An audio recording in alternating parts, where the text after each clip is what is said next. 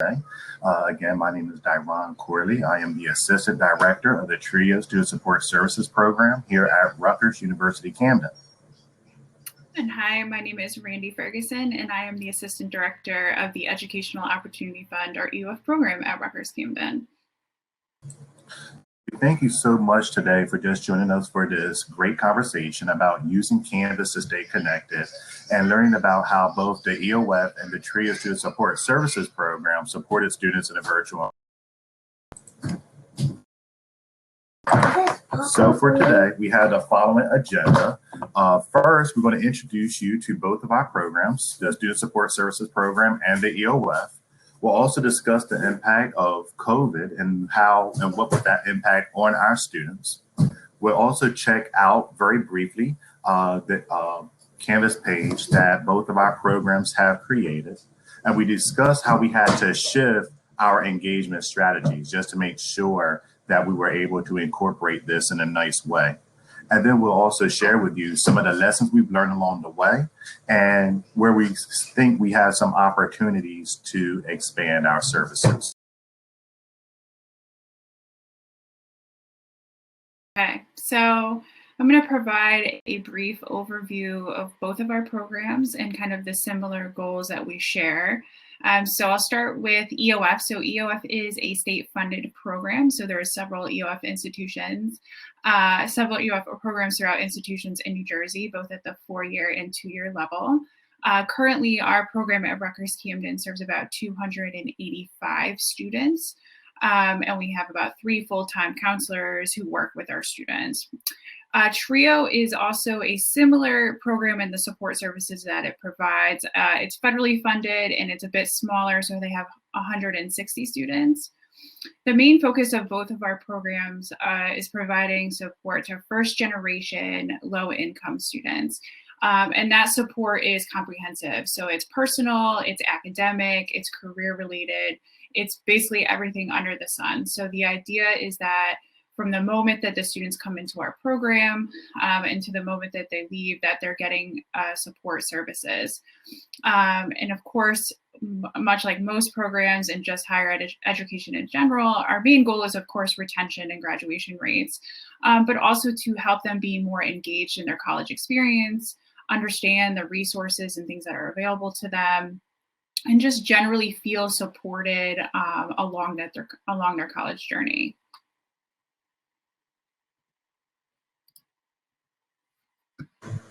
If we can go to the next slide. Thank you. So with some of our programming, a lot of our programming is similar between both of the programs. So for at least each program, we do offer a summer component. So for EOF, it's like a summer bridge program or the Summer Institute, as they call it. For us, it could be an orientation or a summer bridge program. And usually during the summer, we will bring the students on campus, and this was like pre-COVID, of course, but we'll bring students on campus for at least 4 to 5 weeks of a summer program. And basically, these programs are created to help our students to make that transition from their high school experience to the college experience. So we will work on skill sets such as studying, knowing how to take notes, but really becoming comfortable inside this environment, and also just knowing how to know all the resources that the university will bring them. We also, as Randy alluded to earlier, have the one-on-one academic and personal counseling. So we do meet with our students with at least 3 times a semester for our program. So we do have student counselors that our students can see and just make sure that we're aware of how they're doing academically and personally. Both of our programs also offer some form of grant aid or scholarship opportunities. So we do provide financial assistance. So for the TRIO SSS program, we provide grant aid to students. And as a regulation state, we have to first offer it to students who are first-year or second-year students, and they also have to qualify for Pell. In EOF, they're able to offer their grant opportunities throughout all 4 years. And that's a grant that students will receive for each semester, fall and spring. And then they also have opportunities where a student can apply for funding if available for the winter and or the summer. As far as the cultural enrichment events, we do love to travel. So we do expose our students and try to take our students to experiences that are outside of the college campus. So for our program, for example, we have taken students to Washington, D.C. to explore various museums in the area, and also the Washington Monument and other big lands sites. And we were also able to take our students to New York City to explore the Statue of Liberty and Ellis Island. And we were also able to eat at some very, very nice, fine restaurants. And I'm craving them even to this day because I would love to go back to Carmine's, for example. But the goal of this experience was just to make sure we expose students outside of this area and also to link those experiences with learning outcomes for our program. And then a lot of the workshops that we offer, sometimes we do go ahead and we collaborate between both of our programs to offer the academic skill building. This semester and even last semester, we collaborated to offer financial literacy workshops. We really want to help our students to know how to save, understand credit, understand about the student loans, those types of things. And then also with the graduate school planning, we do work with our students to get them ready for grad school if they so choose that they want to go. So we do provide programming just to help them in that regard.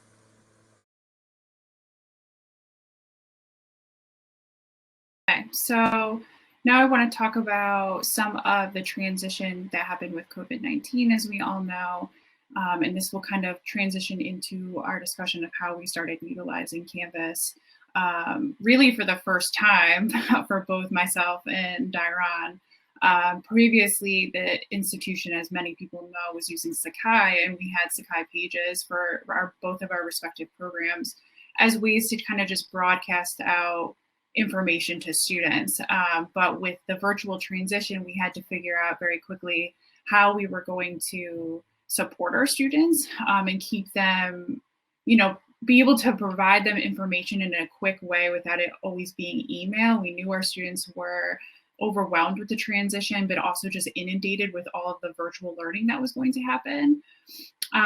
So some of the main questions that came up for us that kind of pushed us in this way to utilize Canvas was how are we going to just support, engage our students? So both of our programs require that our students are engaged, and engagement means that they're attending regular one-on-one meetings with their counselor, and that they're also going to workshops and on-campus events.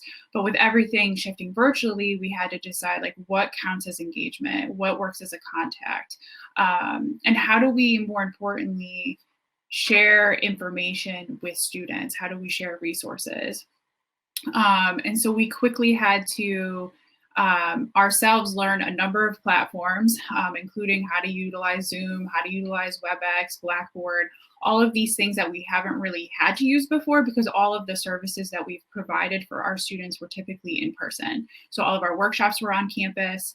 Our one-on-one meetings were on campus. Very rarely did we have virtual things. I mean, we might have done phone appointments with students, but we've never really ever honestly used like Skype or any of those things for our students before. So this was the first time that we've ever had to really support our whole program and all of our students in a virtual way. And so that's how we started thinking about, well, how can we better utilize Canvas, knowing that the institution was shifting towards using Canvas and kind of making Sakai obsolete. We had to think about how can this be used for all of our students in several different ways to support them, not just academically, but personally as well.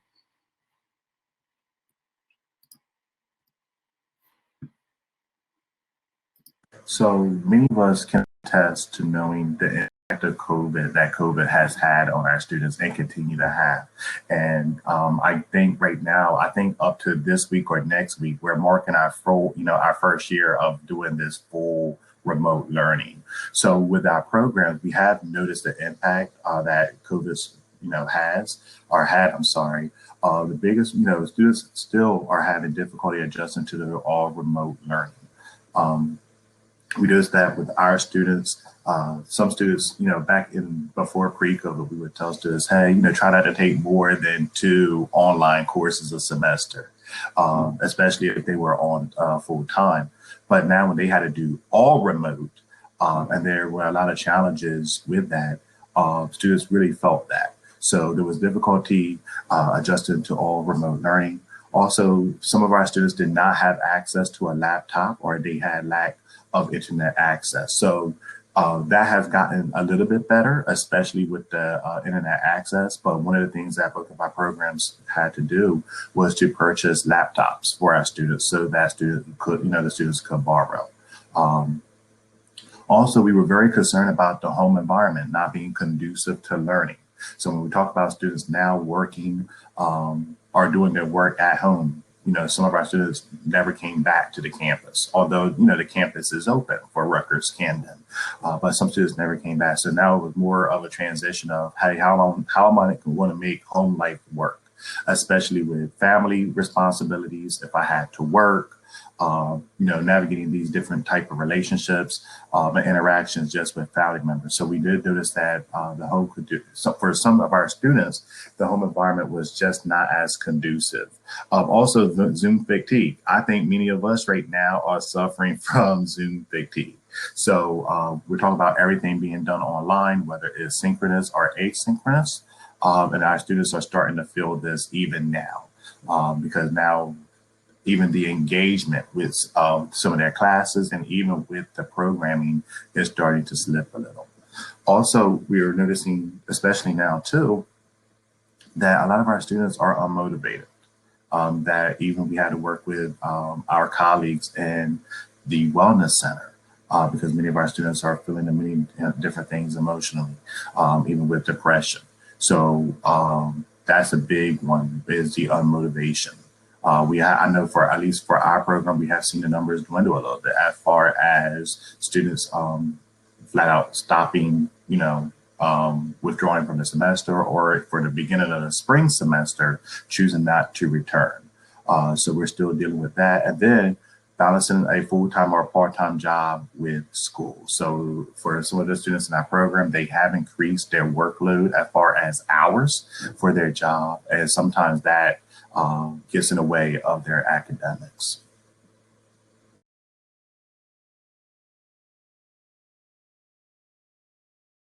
Okay, so knowing all of these things and knowing that our particular population of students has often more struggles than the typical college student in terms of as Dyron mentioned, they work often.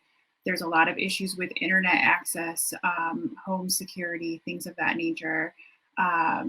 We were thinking about how can we make this as easy as possible on students. We didn't want their EOF or TRIO participation to become burdensome in a virtual environment. How can we support them, but also not continue to overwhelm them? Many of our students have never taken online classes before and really have struggled with the virtual learning aspect in general, or just being able to concentrate in a space for a given amount of time. So our goals for Canvas were to use it as a communication mechanism to reach out to TRIO and EOF students, help particularly centralize announcements and important information. As you know, when COVID first started, and even as we've gone on through the semesters, the university shares a lot of information. So they'll talk about resources that are available, updates about maybe like the pass-fail option. All of these things come out, and students sometimes miss them because of the amount of emails that they're getting, or they're just overwhelmed and inundated. So we wanted to use our Canvas pages to be able to centralize all of this information and make it accessible in one place for students, so they weren't going to like a million websites to find out this information. Because most of our workshops in the past were in person, everything's shifted to virtual. And so we wanted to have a place to have all of our workshops and events that we would be doing online. So we wanted to house like all of our recordings and things that we were doing within the program in case a student was not able to join a workshop as it was happening. They still had access to that resources and the information. And then as well as other resources. So this included things that our campus partners are doing, supports that they're providing, workshops or engagement that they're promoting out to students.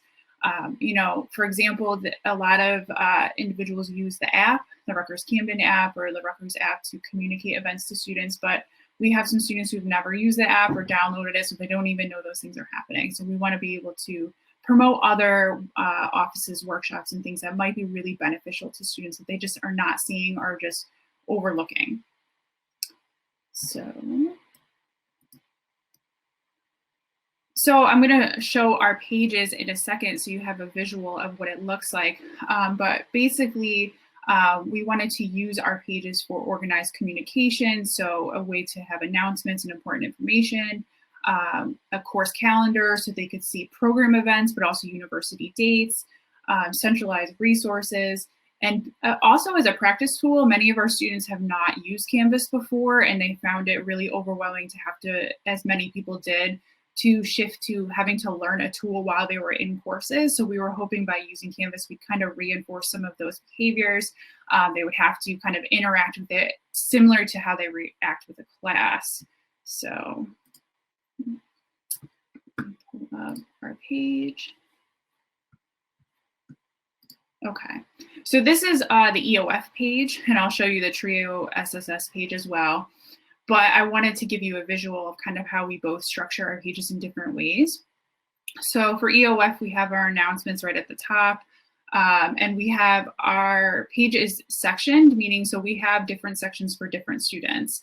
So our students are assigned based on the year they're in. So if they're a freshman, and they're categorized as freshmen, and so we can send messages directly to freshman students. We can send messages to everyone. So we kind of try to not inundate students too much. So if we want to offer something for a first year student, like there's a first year workshop happening, we will send something directly just to first year students to help them get that information, but not provide unnecessary information or too many announcements to students it's not relevant for. For our page, we have also all of our workshops as the front page as a way for students to just pop in and see, oh, okay, that's what's happening this week, or this is what's going on. So visually, that's how we have it structured. One thing that we've been playing around with is also the use of assignments. So for EOF, our program is cohorted, so our students do workshops based on the year that they are in. And sometimes it can be a lot for students to just remember all the amount of workshops that are happening. And so one suggestion actually a student said was, why don't you make the workshops assignments, because it will pop up on my to-do list on my Canvas page. And so if I see the assignment or I see that on my to-do list, then I am more apt to kind of attend, and I'll remember that I have to go to this. So that's one thing that we tried this semester. So I made every single workshop that we offer into an assignment, so that, and then once they click in, they could see like the Zoom link for each one, and it would have a reminder. We also have the calendar feature as well. And so that's another thing that we tried this semester that we hadn't done in the past, so that students could have their EOF calendar and see all of our EOF events for the semester. So that's something else that students had asked and suggested that might be helpful for them if we put things in their calendar, since they're using it for their courses, to see it that way. So let me show you the TRIO page, because they have it set up a little bit differently than ours. So you can see that their front page is different than our page. And so they have right at the beginning their services, but you can see in their announcements. The cool thing that they're doing that we have not necessarily done is they do they'll do video updates for their students every week, where they're sending out a video or sending out links to their students saying, these are all the things that are happening this week within the university, within the TRIO program. So it kind of centralizes all of this information for students, as opposed to students having to find, like, for example, summer registration is open. They would have to go to the registrar page, but instead they can come to our Canvas page and see that information right there laid out for them. The other thing is the modules, which both of our pages have been using to kind of house all of our programming and workshops. All of these are past recordings from all of the workshops that we've been offering. There's also virtual learning resources, there's academic support resources, and all of our different links to different offices on campus. And then as well as some student success resources and financial literacy resources. So really what we've been doing is trying to find ways to just consolidate a lot of information into one area for students so they're not having to worry about going to all these different pages or trying to figure out where to find this information. And we're just trying to make it easier for them to not only engage with us, but also to engage with all of the information and resources that are available. Okay, so now switch back to our presentation. Okay. So as we close, because we only have about 3 minutes left, talk about some of the lessons we've learned along the way. So I think the biggest lesson we've learned is that less is more. Okay, so remember that with everything that our students are experiencing, some of our students are just overwhelmed. So one of the things that we start to learn how to do is, all right, how can we dial back, right? How can we make sure that the programming that we are offering is still impactful, is still useful, is still relevant, but how can we make it more fit aside of what they're doing? So we decided to pull some things out and just make it less and make it simple so that students are able to access and to navigate. But also, one of the things we've learned is, and this is what Rainey was talking about, was the use of academic features to reach our students. So as Rainey created the assignments for the workshops, right? And there's even talks about expanding that assignment feature to do even more things to engage our students. And also with the calendar. I was blown away just by that little calendar. It made my life a lot easier, but also it made it easier to do a lot of the planning. So now I could do a lot of the planning in the beginning of the semester, put all the workshops in the calendar, all the important dates in the calendar, and then I'm done. Now it's just maintaining. And then adjust, and then adjust again. So it's about, it's not about perfection in this case. It's really just about learning your students, learning what their needs are, asking them, as Randy did with her EOF students, what their needs are, and then making adjustments. So there's not a right or a wrong way, but just feel free to adjust as you go along. So what's next for us? We're going to continue to tailor our resources to different groups. So both of our programs, we accept our transfer students and even our non-traditional students who are older than 24 years of age. So we'll continue to find out what these populations need. Also, we want to make sure too, we utilize that app feature. So in Canvas, they have tons of apps that we can use that can also be helpful for our students. We really want to know what those apps are and just get more proficient at using them. Assessment is always a big thing for our program. So we want to know how our students are utilizing our page and what they're finding to be valuable, and also what are some things that we can grow and change. And then finally, how do we continue integrating Canvas into our programming? So we are expecting, hopefully, that we'll be back on campus this fall. So even if we do go to face-to-face, how can we continue to use this as a resource for our students? All right, I guess we have 30 seconds for questions. So we did finish right on time, but did anybody have any questions?